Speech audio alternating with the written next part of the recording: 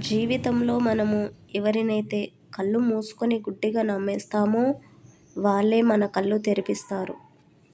మన జీవితంలో ఏవి చెప్పి రావు, కానీ వచ్చింది ఏదైనా ఏదో ఒకటి నేర్పించే వెళ్తుంది. నిజమైన నిజం కన్నా నిజమైన అబద్ధాలే ఎక్కువ ఆకర్షణగా ఉంటాయి. జనం కూడా వాటినే ఎక్కువగా నమ్ముతారు.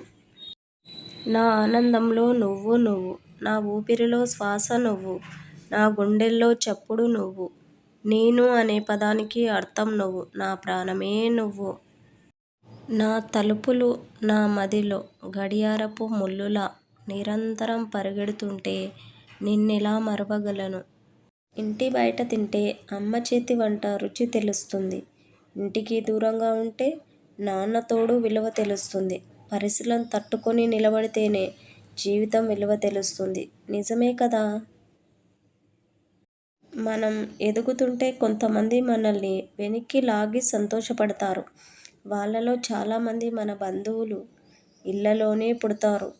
ప్రేమ ఒక మధురమైన అనుభూతి. దానిని పొందాలంటే అర్థం చేసుకునే గుణంతో పాటు నమ్మకం ఉండాలి. నిజమే కదా? ఉదయం లేచిన వెంటనే సానుకూలమైన ఆలోచన నూతన ఉత్సాహాన్ని ఇస్తుంది. అది ఏదైనా సాధించేలా చేస్తుంది. మనకు ఇవాళ వచ్చిన అవకాశం రేపు రాకపోవచ్చు. అందుకే రేపు చూద్దాంలే అనే ఆలోచన మానుకోండి.